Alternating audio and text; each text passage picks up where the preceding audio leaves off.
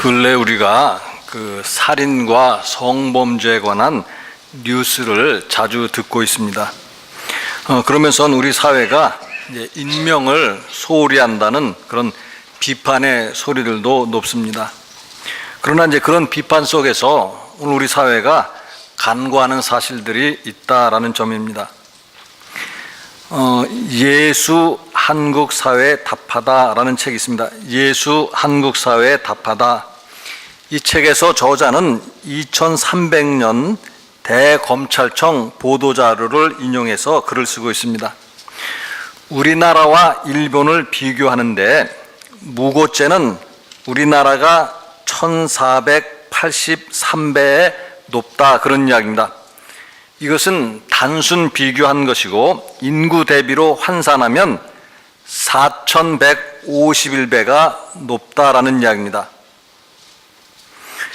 위증죄는 671배 높고 사기죄는 17배가 높다고 합니다.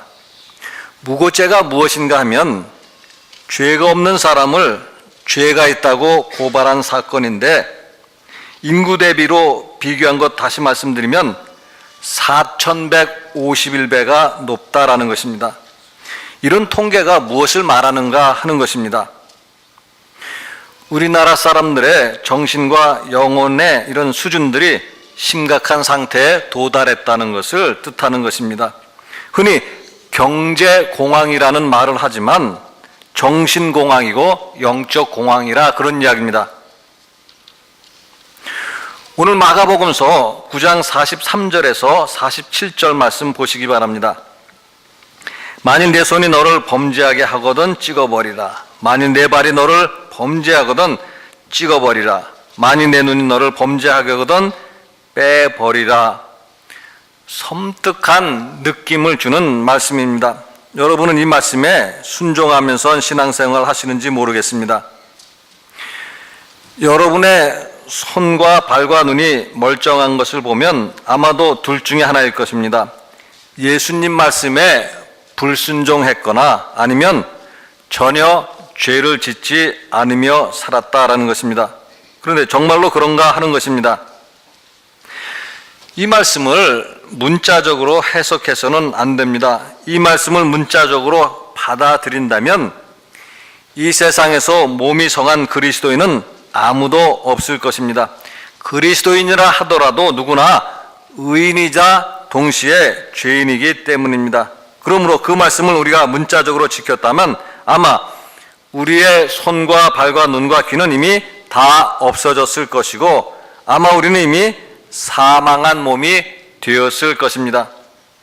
이 말씀은 우리가 구원을 얻기 위해서는 어떤 희생이라도 치를 각오를 하라, 그런 뜻입니다. 마치 생명을 보존하기 위해서 실제로 몸의 일부를 잘라내는 것과도 같습니다. 생명을 보존하기 위해서 때로는 우리가 썩은 다리를 잘라내기도 하고 때로는 암에 걸린 위장을 잘라내기도 합니다. 마찬가지로 천국에 들어가기 위해서, 영생을 얻기 위해서 필요한 경우에는 손과 발과 눈을 버려야 한다는 말씀입니다. 왜냐하면 손과 발과 눈을 유지하는 것보다 더 중요한 것이 우리에게 있기 때문입니다.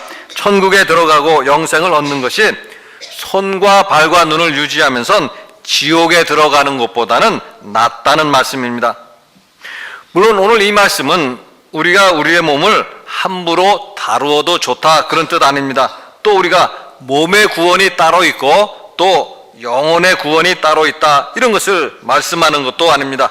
기독교는 소위 전인 구원을 말씀한다는 것이고 몸과 영혼의 구원을 말씀한다, 그런 이야기입니다. 따라서 몸은 죽어서 없어지고 영혼만 구원을 받는 것 아니라 그런 이야기입니다. 그럼에도 중요성이라는 뜻에서 우리가 생각해 본다고 한다면 영혼이 더 중요하다, 그런 이야기입니다. 영혼이 몸보다 더 중요하다는 점을 우리가 예사로 여기고 있고 간구하면서 살아가고 있다, 그런 말씀입니다. 일반적으로 말씀드린다면요, 우리가 물질만을 추구하느라고 정신의 가치, 정신의 소중함을 잃어버리고 살아가고 있습니다. 인간을 인간답게 만드는 것이 무엇인가? 이런 이야기입니다. 누구나 동일한 대답을 하실 것이고 인정할 것입니다. 그것은 바로 물질이 아니라 정신인 것입니다. 그럼에도 사람들은 그 사실을 잊어버리며 살고 있습니다. 그래서 죄를 짓는 경우에도 사람의 몸만 죽이는 것 생각하고 있다라는 이야기고, 사람의 영혼을 죽이는 것은 생각하지도 못하고 있다, 그런 이야기입니다. 마태복음 10장 28절에 보시면은요, 몸은 죽여도 영혼은 능히 죽이지 못하는 자들을 두려워하지 말고 오직 몸과 영혼을 능히 지옥에 멸하실 수 있는 이를 두려워하라. 누구를 두려워해야 하는가? 몸만 죽일 수 있는 사람이 아니라 몸과 영혼을 모두 죽일 수 있는 하나님을 두려워해야 한다, 이런 말씀입니다. 그러나 이것을 또 이렇게도 우리가 해석해 볼 수가 있습니다. 무엇을 우리가 두려워해야만 하는가? 몸이 죽는 것을 두려워하는 것보다는 영혼이 죽는 것을 우리가 더 두려워해야 한다, 그런 뜻입니다.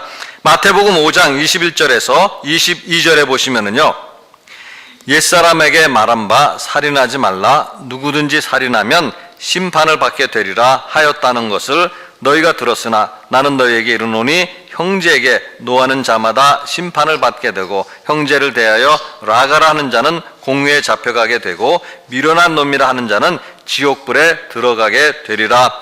살인하지 말라는 계명이 있고 이 계명에 대해서 예수님이 해석하신 말씀입니다. 살인하지 말라는 것이 무엇인가? 단순하게 몸을 죽이지 말라는 뜻인가? 라는 것입니다. 예수님 말씀은 형제에게 욕을 하고 형제에게 노하는 것, 즉 형제를 정신적으로 죽이는 것도 살인하는 것이라, 그런 이야기입니다. 형제를 그래서 정신적으로나 육적으로 죽이는 일도 우리가 하지 말아야 된다, 그런 이야기입니다. 그래서 이제 다시 말씀을 본다고 하면은요, 손과 발과 눈을 가지고 죄를 짓지 말아야 된다. 죄를 짓고 지옥에 가는 것보다는 손과 발과 눈이 없이 영생에 들어가는 것이 낫다, 그런 말씀입니다. 근데 죄를 짓지 말아야 되는데 우리가 무슨 죄를 짓지 말아야 할 것인가 하는 것입니다. 오늘 우리가 읽은 마가복음서 9장 그 부분에 보면 살인하지 말라, 간음하지 말라, 도둑질하지 말라, 이런 말씀은 없습니다. 그러면 무슨 죄를 짓지 말라고 예수님이 말씀하시는가 하는 것인데요, 42절 말씀 보시면은요, 또 누구든지 나를 믿는 이 작은 자들 중 하나라도 실족하게 하면 차라리 연자 맷돌이 그 목에 매어 바다에 던져지는 것이 나으리라. 연자 맷돌을 목에 달고 바다에 던진다라는 것인데요, 이것은 실제로 로마 사회에서 사용되던 사형법 가운데 하나였습니다. 연자 맷돌이라는 것은 사람이 손으로 돌리는 작은 맷돌이 아닙니다. 소나 나귀가 돌려야만 하는 큰 맷돌이라, 그런 이야기입니다. 따라서 연자 맷돌을 목에 달고 바다에 던지게 되면 반드시 바다에 가라앉게 되고 죽을 수밖에 없다, 그런 이야기입니다. 그래서 죄가 무거운 사람들에게 사용하는 사형법이라, 그런 말씀입니다. 그런데 이제 무슨 말씀인가 하면은요, 무엇이 연자 맷돌을 목에 메고 바다에 빠지는 것보다 낫다는 것인가 하는 것인데요, 누구든지 나를 믿는 이 작은 자들 중 하나라도 실족하게 하면, 나를 믿는 이 작은 자들, 이런 표현은요, 결국 믿음이 약한 그리스도인이라, 그런 이야기입니다. 믿음이 약한 그리스도인들을 갖다가 실족하게 한다면, 그런 이야기입니다. 그리스도인들 중에는 믿음이 강한 사람이 있고 믿음이 약한 사람이 있습니다. 그런데 믿음이 약한 사람을 넘어지게 하는 경우가 있다, 그런 이야기입니다. 그래서 믿음이 약한 사람이 예수님에게 등을 돌리고 교회를 떠나는 경우가 있는데 그것이 얼마나 무서운 죄인가를 알아야 된다, 그런 이야기입니다. 그것은 사람의 몸을 죽이는 것 이상의 죄라, 그런 말씀입니다. 기독교 신앙은 산에 들어가서 홀로 수련하고 수양하는 그런 종교가 아닙니다. 교회라는 공동체를 통해서 우리가 신앙생활을 하고 있습니다. 교회라는 공동체 속에서 신앙생활을 하기 때문에 교회 안에서, 공동체 안에서 교인들 간에 서로 영향을 주고받으며 신앙생활을 한다, 그런 뜻입니다. 그런데 믿음이 약한 사람이 믿음이 강한 사람에게 영향을 주는 것보다는 믿음이 강한 사람이 믿음이 약한 사람에게 영향을 주기 마련입니다. 믿음이 강한 사람이 믿음이 약한 사람에게 선한 영향을 미치는 경우가 있습니다. 믿음이 강한 사람이 약한 사람을 격려하고 일으켜 주기도 합니다. 또 때로는 물 한 그릇이라도 그런 사람들에게 주고 따뜻한 말로 위로하기도 한다, 그런 이야기입니다. 그러나 반대로 믿음이 강한 사람들이 악한 영향을 미치는 경우도 있습니다. 믿음이 약한 사람들에게 상처를 주고 넘어뜨리는 경우도 있다, 그런 이야기입니다. 무엇으로 넘어뜨리는가 하는 이야기입니다. 에베소서 4장 29절에 보시면은요, 무릇 더러운 말은 너희 입 밖에도 내지 말고 오직 덕을 세우는데 소용되는 대로 선한 말을 하여 듣는 자들에게 은혜를 끼치게 하라. 말 한마디를 하더라도 덕을 세우고 은혜를 끼치는 말을 해야 합니다. 그런데 전혀 덕이 되지 못하고 전혀 은혜를 끼치지 못하는 말을 함으로 믿음이 약한 사람들을 넘어뜨리는 경우가 있다, 그런 이야기입니다. 또 믿음이 강한 사람들이 신앙적으로 본이 되어야만 하는데 본이 되지 못함으로 믿음이 약한 사람들 넘어뜨리는 경우가 있다, 그런 이야기입니다. 또 정말로 중요한 말씀은요, 오늘 마가복음에서 하는 중요한 말씀은, 오늘 마가복음 이 말씀을 예수님이 왜 시작하게 되었는가 하는 것입니다. 오늘 38절로 거꾸로 올라가시면은요, 요한이 예수께 여짜오되 선생님, 우리를 따르지 않는 어떤 자가 주의 이름으로 귀신을 내쫓는 것을 우리가 보고 우리를 따르지 아니하므로 금하였나이다.